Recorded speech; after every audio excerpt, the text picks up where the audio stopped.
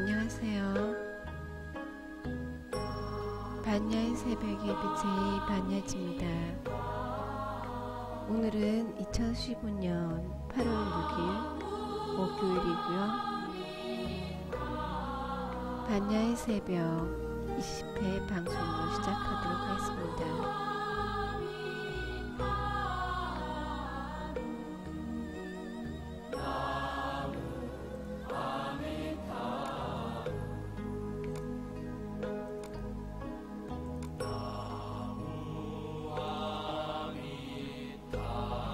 나를 일깨우는 자비명상. 지금 이 순간 내 마음은 어떠한가? 조용한 곳에, 편한 곳에 편안히 앉으시기 바랍니다. 같이 해주세요. 호흡을 깊이 들어 마시며 길게 내쉽니다. 몸과 마음을 편하게 하고 긴장을 풀어 보십시오. 사랑과 자비로 가득 찬 자기 자신의 얼굴을 떠올려 봅니다. 입가엔 미소를, 가슴엔 평화를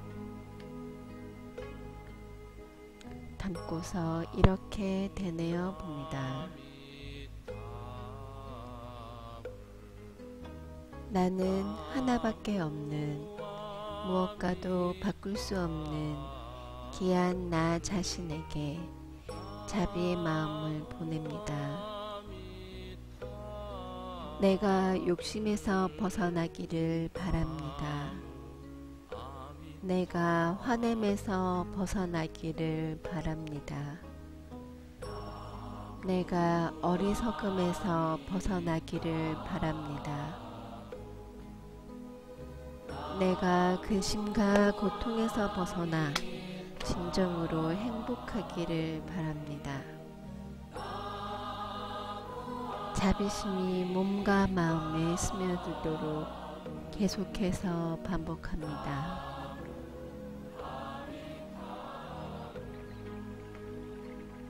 자기 자신이 예전보다 더 큰 사랑과 자비심으로 채워졌다고 느껴지면 그 범위를 스승, 가족, 친구, 이웃들, 당신이 아는 모든 사람들, 더 나아가 살아있는 모든 존재들에게까지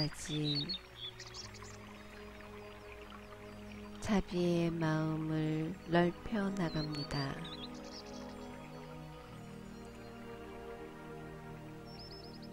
가까운 사람부터 한 사람씩 사랑으로 가득 찬 모습을 떠올립니다.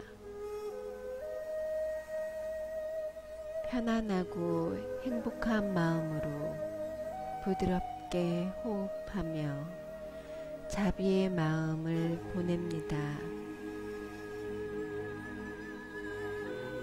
당신은 이 세상에서 무엇과도 바꿀 수 없는 귀중한 분입니다. 당신이 욕심내고 화내고 어리석은 삼독심에서 벗어나 행복하길 바랍니다. 당신도 나와 똑같이 슬픔과 외로움과 절망을 겪어 알고 있습니다. 당신도 나와 똑같이 삶에 대해 배워가고 있습니다. 당신께서 근심과 고통에서 벗어나 진정으로 행복하길 바랍니다. 마지막으로 살아있는 모든 존재들에게도 자비의 마음을 보냅니다. 내가 자유롭길 바라는 것처럼 모든 존재들이 자유롭길 바랍니다.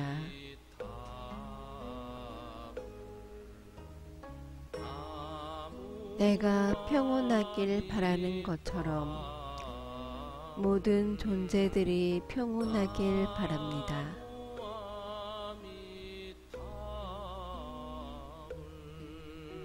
내가 행복하길 바라는 것처럼 모든 존재들이 행복하길 바랍니다. 나는 다른 존재들이 내게 보내오는 자비의 마음을 받아들입니다.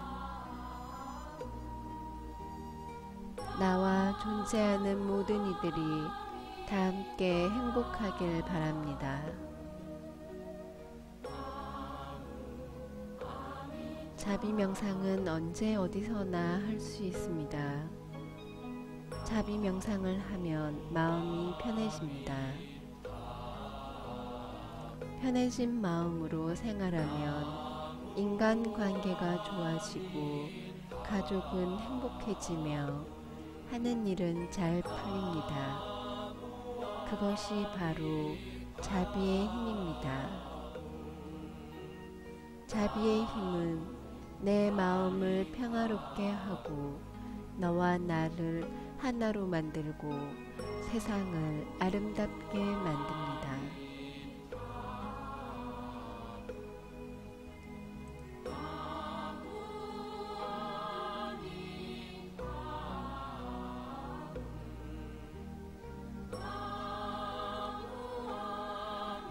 오늘의 명상 말씀은 명상의 목적은 대상을 깊이 그 뿌리까지 보는 데 있다. 우리가 하는 모든 행동을 깊이 들여다보면 우리는 그런 행동을 하게 된 씨앗을 알아볼 수 있다. 텐나탄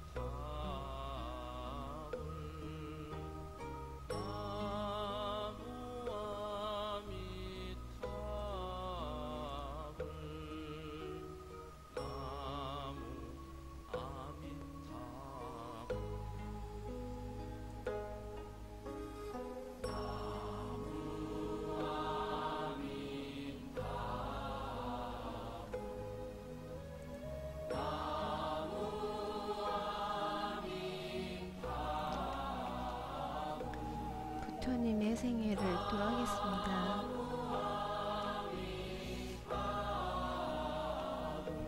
제2장 부도의 길. 집을 나서다.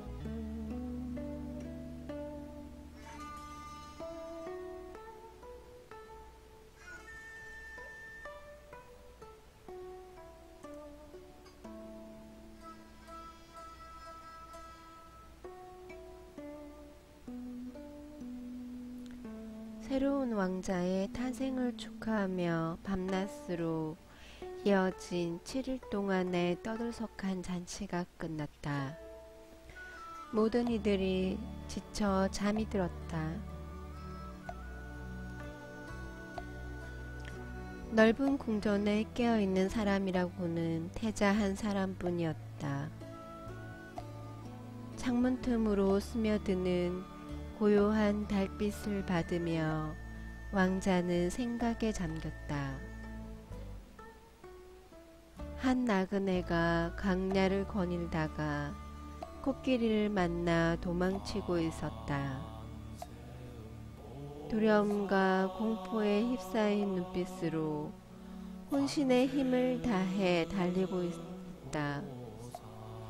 마을은 아득하고 나무 위건 돌 틈이건 안전한 곳은 없다.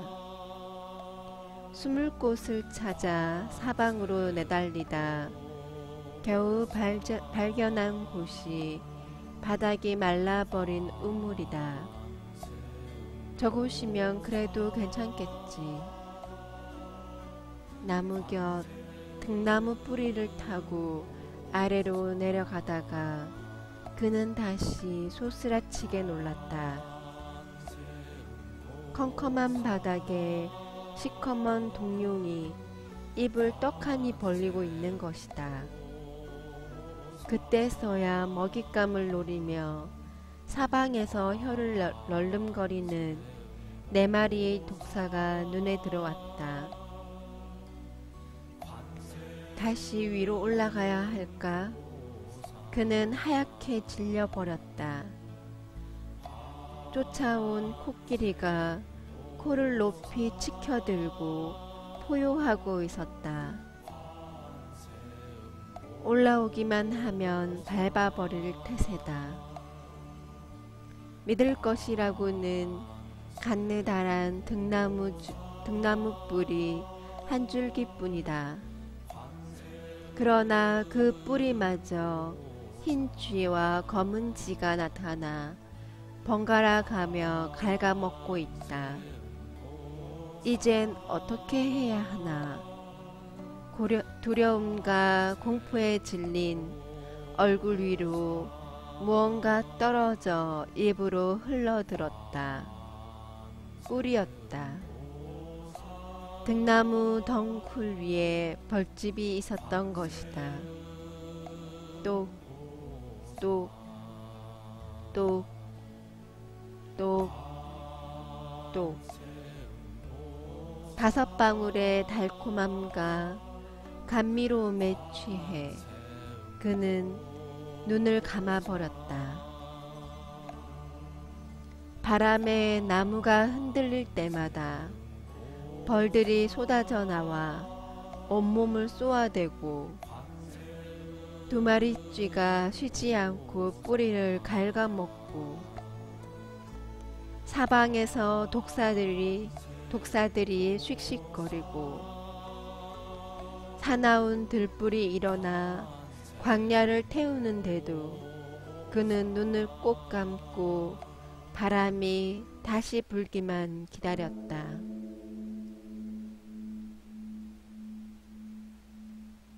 그는 5방울의 꿀맛만 기억하고 그 맛을 다시 볼 순간만 기약한 채 그는 모든 고통과 두려움을 잊고 있었다. 나의 삶도 이 나그네와 다를 바 없지 않은가. 달이 서쪽으로 기울 무렵 태자는 자리에서 일어나 태자비 방으로 소리 없는 걸음을 옮겼다. 얇은 휘장 너머로 산통과 젖먹이 치닥거리로 지친 야소다라가 깊은 잠에 빠져 있었다. 눈도 뜨지 못한 아이는 달콤한 꿈이라도 꾸는지 엄마 품에서 꼬물거리며 연신 방긋거렸다.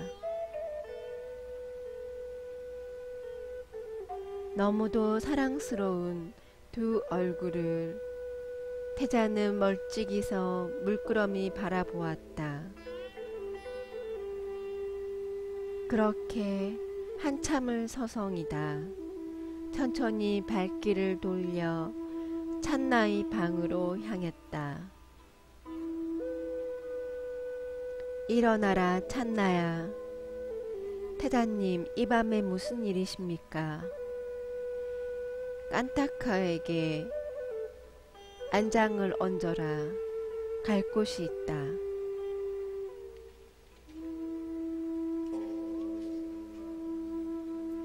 쥐죽은 듯 고요한 까빌라성의 문턱을 넘으며 태자는 다짐하였다.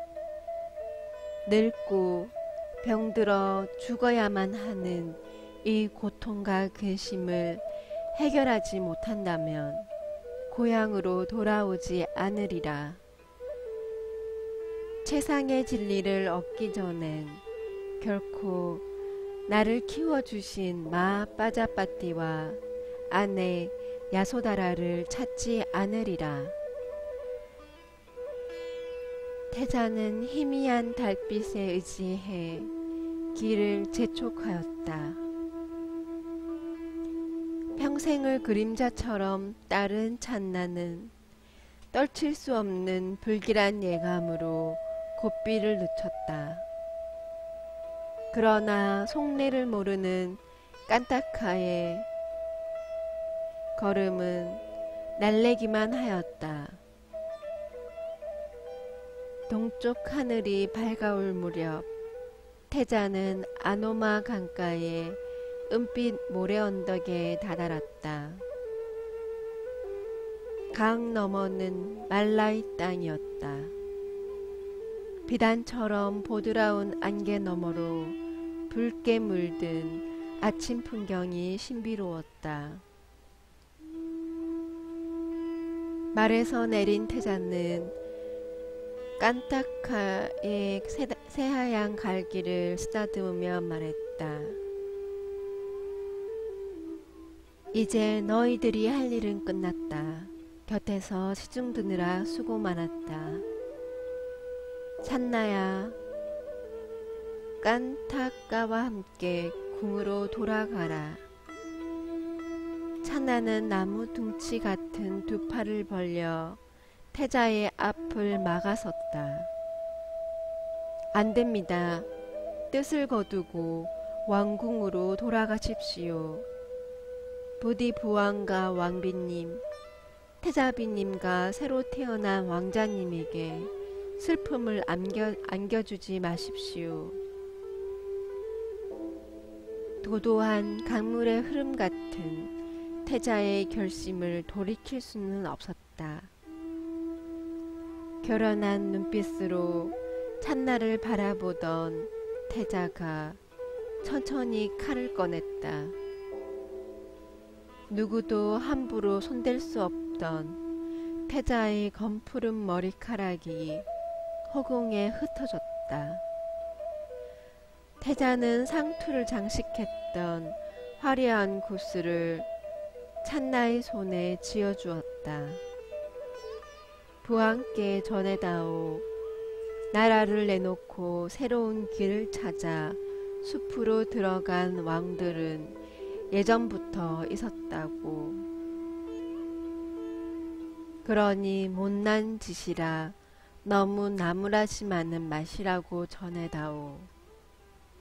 젊고 건강하다지만 병들어 죽는 일엔 정해진 때가 없으니 마냥 안심하고 지낼 수만은 없었다고.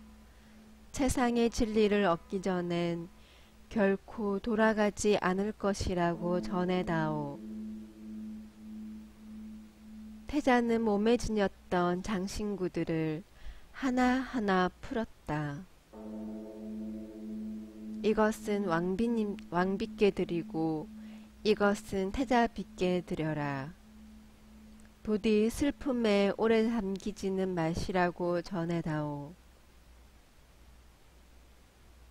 찬나는 태자의 발 아래 허물어졌다.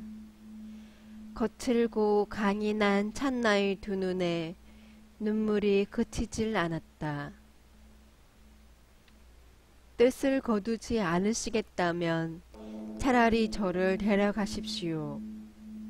맹수와 뱀이 득실거리고 포악한 도적들이 출몰하는 이곳에 태자님을 혼자 버려둘 수 없습니다. 찬나야, 인생이란 홀로 태어나 홀로 죽는 것. 어찌 영원한 동반자가 있겠느냐.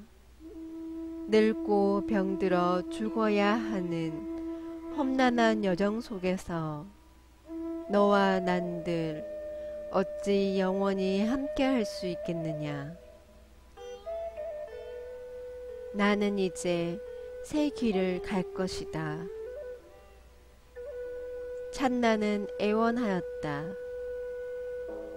저 혼자 왕궁으로 돌아가면 왕께서 저를 벌하실 게 분명합니다. 저는 태자님을 따라가겠습니다. 평생을 태자 곁에서 시중들며 지낸 찬나였다. 태자는 흐느끼는 찬나의 등을 가만히 다독여 주었다. 만나면 헤어짐이 있기 마련이다. 나를 낳아주신 어머니와도 이래 만에 죽음으로 이별해야 하는데 너와 헤어짐이 없을 수 있겠느냐. 더 이상 부질없는 연민으로 괴로워 말라. 깐타까와 함께 왕궁으로 돌아가 내 말을 전해다오. 너에게 하는 마지막 부탁이다. 태자는 황금 신발을 벗었다. 완전한 진리를 찾아 영겁을 떠돈 자신의 모습을 되찾은 보살은 피를 토하는 찬나의 울음을 뒤로하고 낯선 풍경 속으로 걸어갔다. 29 되던 해인 기원전 595년 2월 8일의 일이었다. 슬픔에 젖은 까필라와투. 샘과 강이 마르고 풀과 나무도 시들어 버렸다. 까필라 사람들은 위아래를 막론하고 비탄의 눈물로 나날을 보내야 했다. 두고 온 태자 생각에 찬나의 걸음은 더디기만 하였다. 태자가 사라진 지 8일째 되던 날, 멀리 성문 밖에서 태자가 사랑하던 말 깐타까의 울음소리가 들렸다. 온 성에 갑자기 활기가 돌았다. 마구간에 메어둔 말들이 뛰고 정원의 새들까지 밝은 목소리로 노래하였다. 그러나 성문으로 들어선 찬나와 깐타까는 고개를 들지 못했다. 가장 먼저 달려나온 사람은 야소다라였다. 그녀는 깐타까의 목에 매달려 한참을 흐느끼다 커다란 나무가 꺾이듯 쓰러졌다. 마하빠자파티도 달려나왔다. 마하빠자파티는 주저앉아 넋을 놓고 중얼거렸다.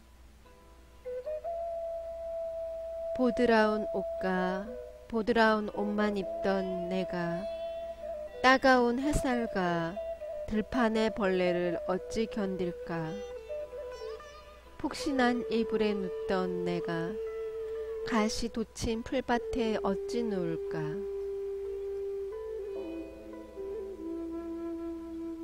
기름진 음식만 먹던 내가 어찌 거친 음식과 굶주림을 어찌 견딜까. 사나운 짐승과 도적들이 우글거리는 깊은 숲에서 누가 널 보호한단 말이냐. 정신을 차린 야소다라는 분노를 감추지 않고 찬나에게 소리쳤다. 목숨 바쳐 태자를 보호해야 할 놈이 혼자 돌아왔단 말이냐. 죽음이 두렵지 않느냐. 찬나는 무릎을 꿇고 흐느꼈다. 어찌 죽음을 각오하지 않겠습니까? 제가 돌아온 건 태자님의 마지막 명령을 수행하기 위해서입니다. 찬나가 건넨 보석을 받아진 야소다라는 하늘을 우러러 미친 듯이 울부짖었다. 왜 저를 버리고 혼자 가셨습니까? 돌을 닦기 위해 부귀와 영화를 버리고 산속에 들어간 왕이 예전에도 있었단 얘기는 저도 들었습니다. 그러나 그들도 아내와 자식만큼은 데려갔다고 하더군요. 제 정성이 부족했나요? 제가 싫었나요? 핏덩이 라울라가 가엾지도 않나요? 도대체 무엇이 좋아 혼자 떠나셨습니까? 저를 버리고 당신 혼자 천상에 태어나 처녀들과 즐기기라도 하겠다는 건가요?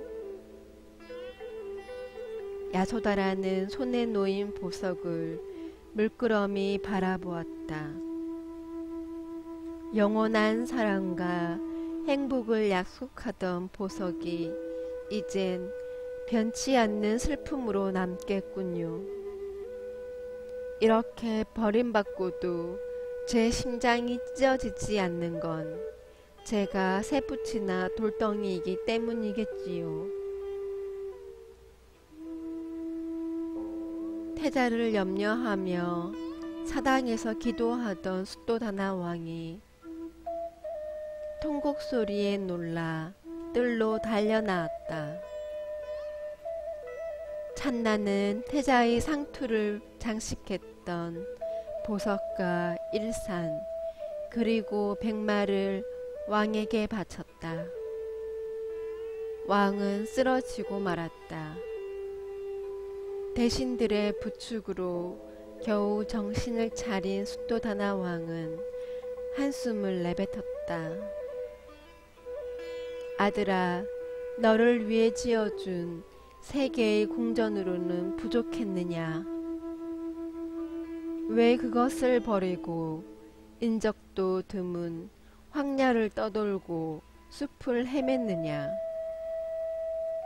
그 옛날 전륜 성왕이 되리라던 바라문들의 예언에 어찌나 기뻤던지 나도 모르게 갓난아기인 너에게 예배했었지.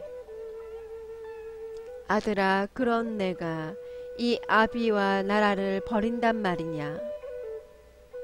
이 성을 지켜주던 수호신들도 이제 모두 성을 떠나겠구나.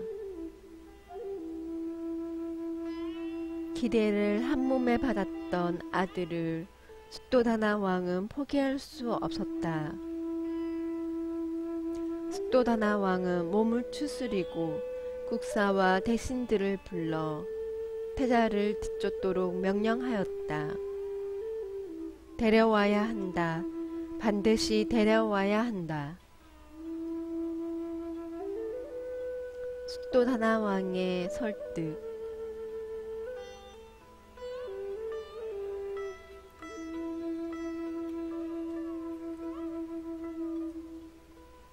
아노마 강을 건너 말라족의 땅으로 들어선 보살은 숲속 사냥꾼과 옷을 바꿔 입었다. 서로에게 만족스러운 거래였다. 풍경이 빼어난 마을 아누비아에서 7일을 머물며 보살은 여러 수행자들을 만났다. 처음 만난 이는 고행을 닦는 두 여인이었다. 육체적 제약과 사회적 편견에도 불구하고 삶의 고통을 직시하는 그녀들의 눈동자는 빛났다. 죽음에 맞서는 용기는 전장의 용사조차 부끄럽게 하였다. 망고 숲속에 깃든 선인들의 진지한 모습은 새로운 세계에 대한 희망을 북돋았고 그들이 들려준 성자들 이야기는 보살의 심장을 뛰게 하였다. 그러나 그 마을의 수행자들은 지침이 될 만큼 명확한 지혜를 가진 이들은 아니었다.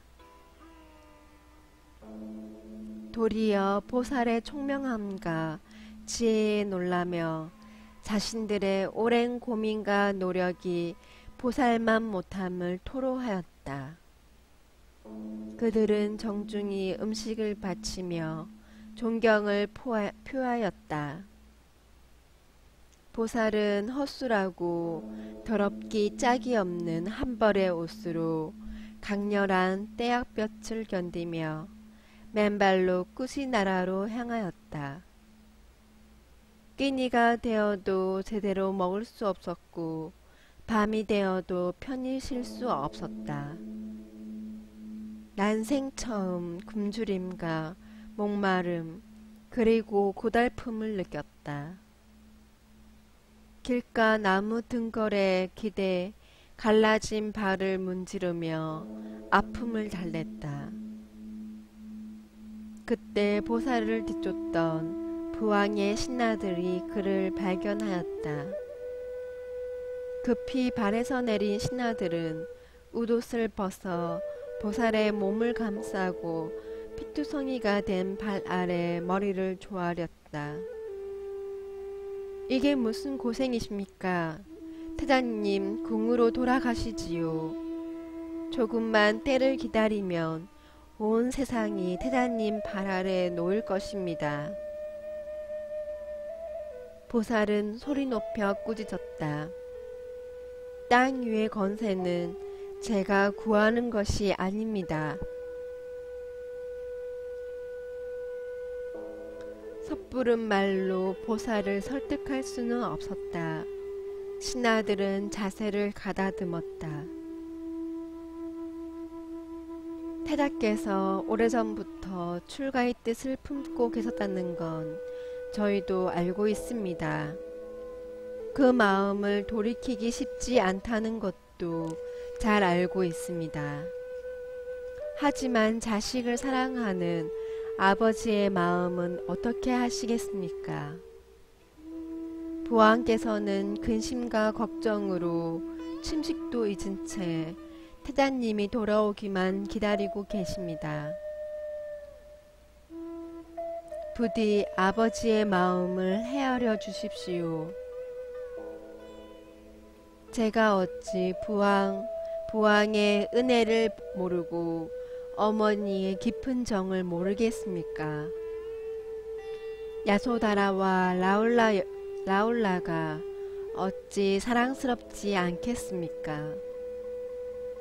제가 출가하려는 것은 부모님을 모시기 싫어서도 아니고 가족이 싫어서도 아닙니다.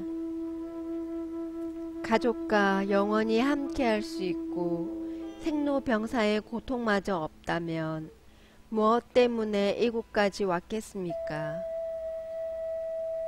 신하들은 물러서지 않았다. 진리를 구하고자 하는 마음을 포기하라는 것이 아닙니다. 진리를 구하는 일이 반드시 깊은 숲속에만 있는 것은 아니지 않습니까? 보살은 침착하게 대답하였다. 제사와 보시로 천상에 태어날 복덕을 짓는 일이라면 궁에서도 가능할 것입니다. 하지만 천상이라 한들 늙고 병들어 죽는 고통과 두려움을 피할 수 있을까요? 고통으로부터 자유로울 수 있는 곳은 어디에도 없습니다.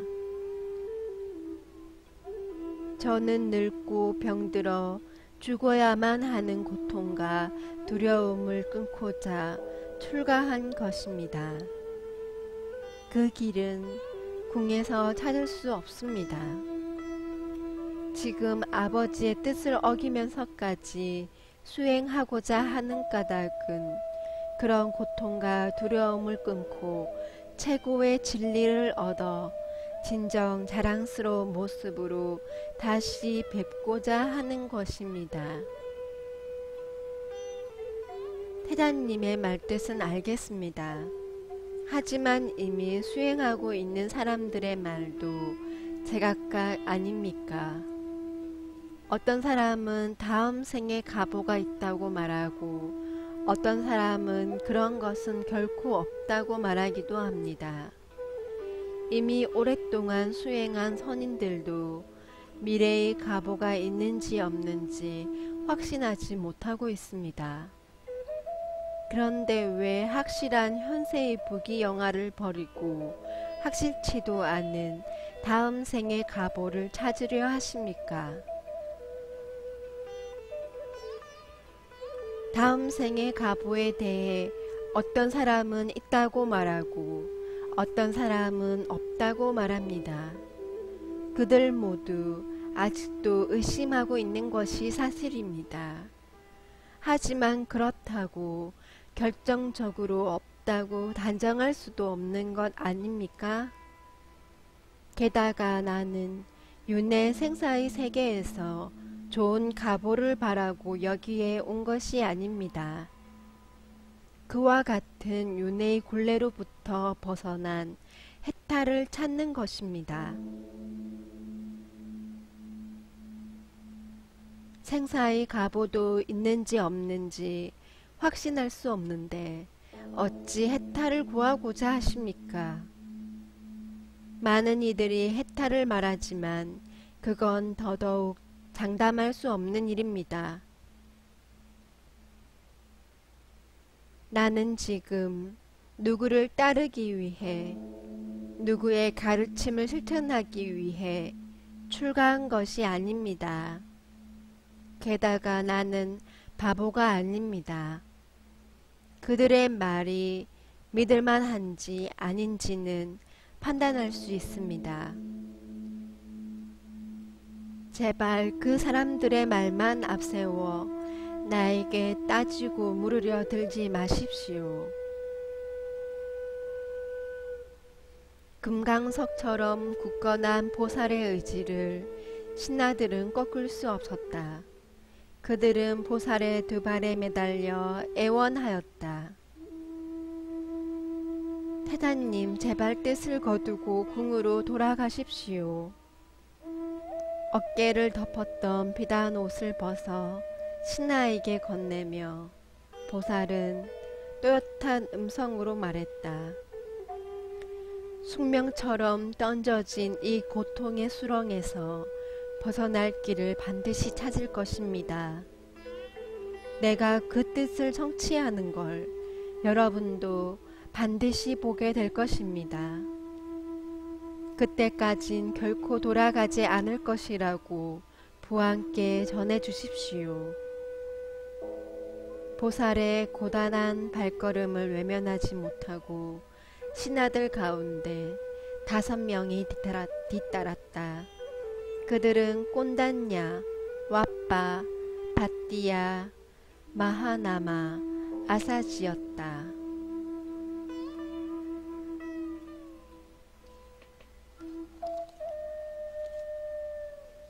64페이지까지 읽었고요.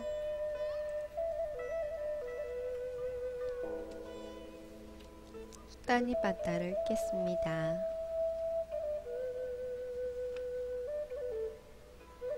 이장 8 배경 316 누군가로부터 가르침을 배워 알았다면 마치 신들이 인드라 신을 공경하듯이 그를 공경해야 한다. 많이 배운 사람은 공경을 받으면 기쁜 마음으로 가르침을 열어 보인다. 317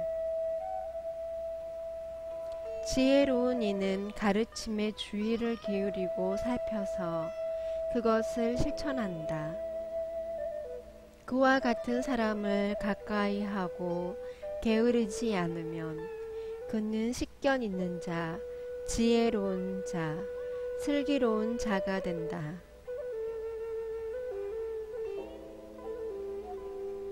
318 가르침의 의미를 알지 못하고 시기심 있는 소인배와 어리석은 자를 섬기는 사람은 이 세상에서 진리를 알지 못하고 의혹을 해결하지 못한 채 죽음에 이른다. 319 범람하는 경류의 강에 빠져서 물결을 따라 떠내려가는 사람처럼 어떻게 그가 다른 사람을 건너게 할 수 있겠는가.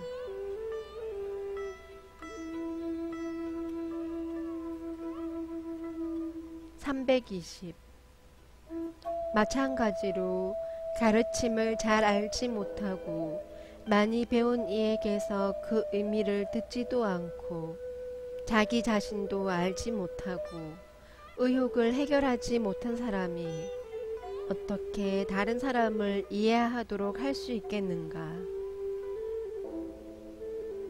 321.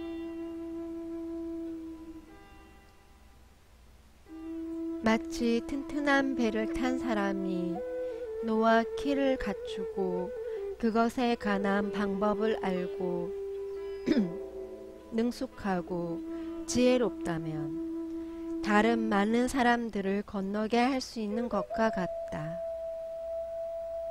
322.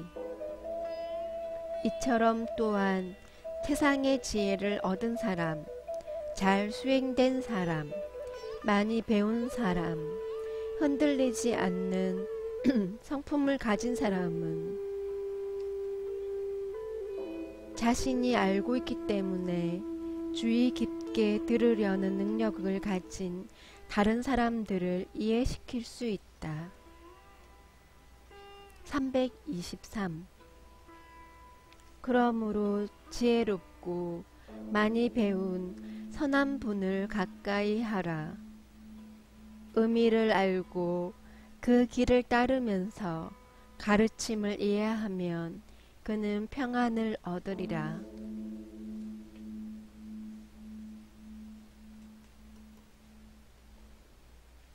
2장 9. 어떤 도덕적 행동의 경. 324.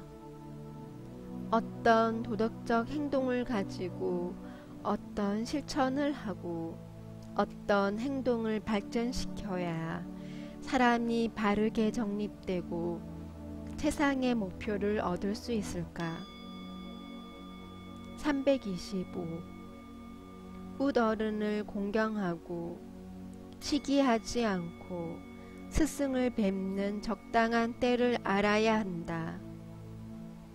가르침을 설하시는 알맞은 기회를 알아 잘 설해진 말씀을 주의 깊게 들으라. 326. 완고함을 버리고 겸손한 태도로 적합한 때에 스승들을 찾아가라. 가르침과 그 의미와 절제와 청정한 삶을 마음에 새기고 실천하라. 327. 가르침에서 즐거워하고 가르침에서 기뻐하고 가르침에 머물고 가르침의 뜻을 알고 가르침을 더럽히는 말을 해서는 안 된다. 잘 설해진 진리에 따라 살아야 한다. 328. 농담, 잡담, 한탄, 증오, 속이는 행동, 위선, 탐욕과 자만, 격분, 난폭, 더러움, 탐착을 버리고 교만 없이 자신을 확고히 세우고 유행하라. 329. 핵심이 이해된 말들은 잘 설해진 것이다. 배운 것이 이해될 때 그것은 집중의 핵심이다. 성급하고 게으른 사람의 배움과 지혜는 늘어나지 않는다. 330. 거룩한 분께서 설하신 가르침에서 기뻐하는 사람들은 생각과 말과 행동이 뛰어나다. 평온과 온화와 집중에 잘 세워져서 그들은 배움과 지혜의 핵심을 얻었다. 122페이지까지 읽었습니다.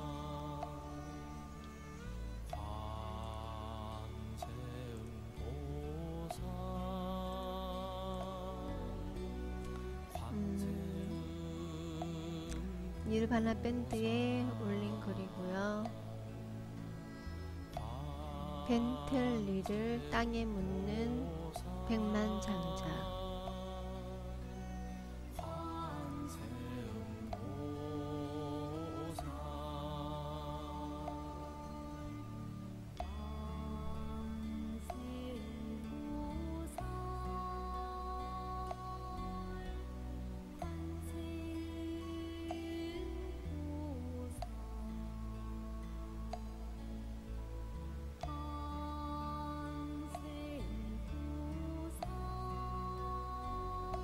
장기 기증에 대한 얘기네요.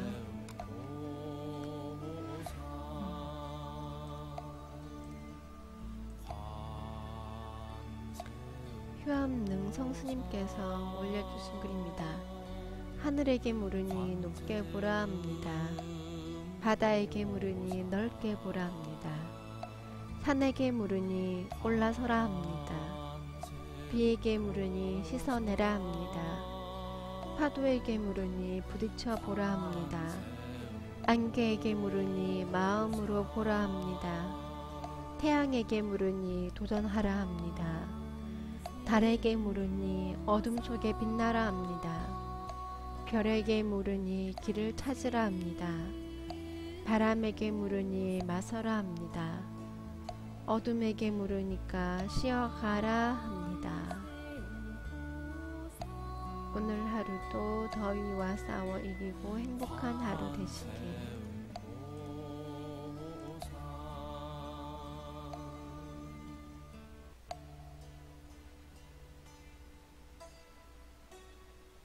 말에 대한 이야기를, 말을 조심해서 하라는 이야기를 올려주셨습니다.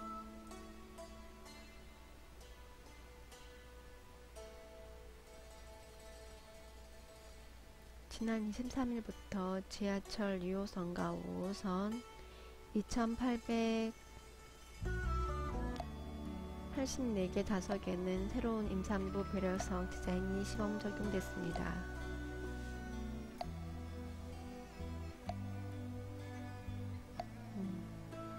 저도 이 뉴스 봤는데요. 한국의 노동자 가운데 15%가량은 최저임금 또는 이에 못 미치는 돈을 받고 일하는 것으로 나타났습니다. 어제 최저임금 시급 결정난 금액이 6천 몇십 원이었던 것 같은데요. 덕소 자연사 박물관에서 한 가족이 코끼리 상하 화석을 파손하고 달아났습니다.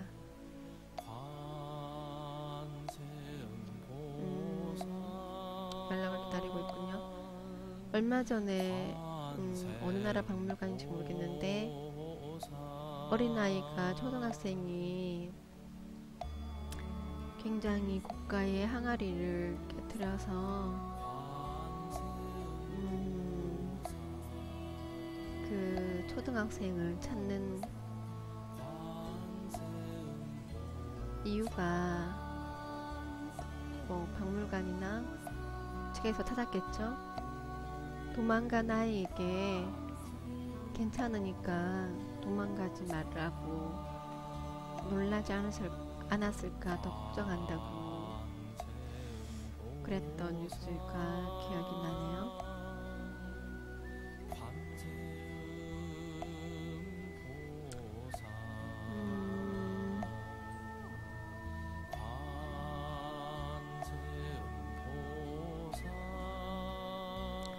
일본의 잔재가 인터넷에서 자주 사용되는 언어나 비속어뿐 아니라 지명과 행정용어 등에도 일본의 잔재가 남아있다고 합니다.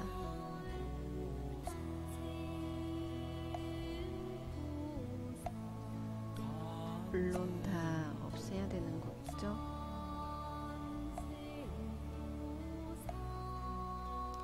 혈관을 막는 주범으로 지목되어 온 콜레스테롤이 달걀에 많이 들어있어 달걀 섭취를 꺼리는 분들이 많습니다. 하지만 섭취량과 혈중 콜레스테롤 수치는 무관하다는 연구 결과가 나왔습니다. 그렇군요. 이것 때문에 달걀 많이 못 먹겠는데 이제 마음껏 먹어도 될 것 같습니다.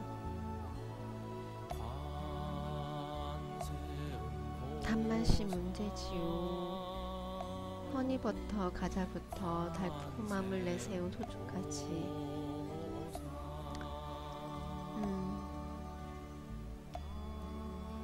단맛이 문제입니다. 재미있는 유익한 소식들 감사합니다. 매일매일 민동성님께서 조간 브리핑을 올려주고 계세요.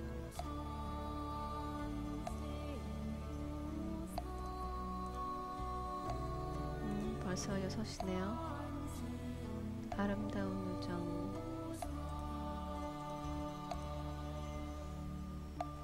감사합니다. 니르바나의 나쁜 광고 글은 삭제 하고요. 혜민스님께서 올려주신 글인데 8월 10일 수요일 오후 2시부터 5시까지 마음치유학교에서 세대공감 놀이 프로그램을 엽니다.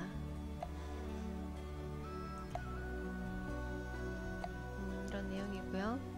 석송강 스님께서 올려주신 글인데 너무 재미있어서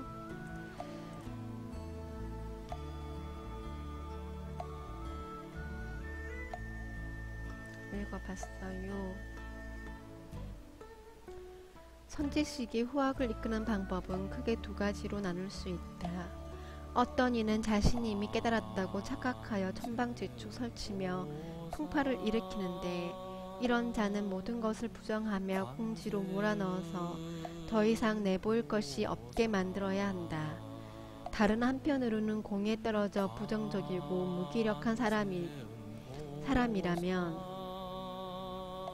긍정적인 측면을 열어 적극적으로 나아가게 해주어야만 한다.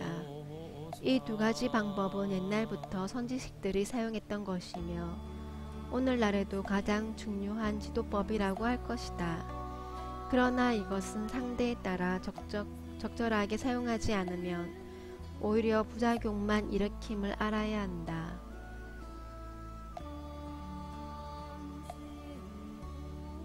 살인도 활인검. 모든 것을 부정하며 궁지로 몰아넣어 깨닫게 하는 것을 살인도라 하고, 긍정해주며 적극적으로 나아가게 하여 깨닫게 하는 것을 활인검이라고 함. 칼이나 검은 반야지혜를 상징함. 엄빈스님 페이스북에는 숨은 그림 찾기 사진인데요. 스님을 찾으래요. 여기 계신 분이 원빈스님 아닐까요? 그런데 이렇게 멀리 밑에서 찍을 수가 있을까요? 일행 중에서 늦게 오신 분이 찍었거나, 저는 가끔 사진 찍다 보면은 좋은 각도가 있을 때 올라갔던 길을 다시 내려가기도 하고 막 뛰어서 앞질러서 가기도 하거든요. 사진 찍는 분이 밑에서 찍은 게 아니라 위에서 다시 내려온 거라면 정말 힘들었겠다는 생각도 하고 스님은 굉장히 멋지게 멋진 포즈를 취하신 것 같아요.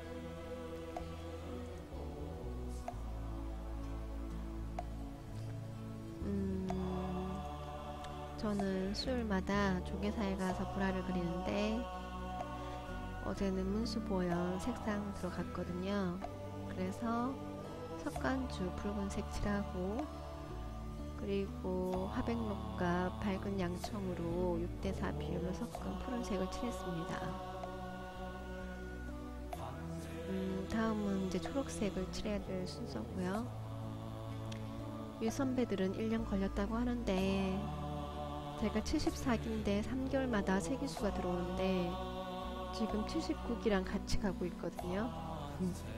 9기수 차이니까 1년 3개월 느린 기수와 같이 가고 있기 때문에 더 이상 늦으면 안 될 것 같아서 분발하고 있습니다.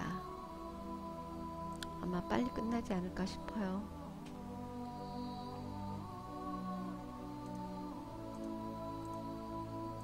이것으로 오늘 방송을 마치겠습니다. 애청해 주셔서 감사합니다.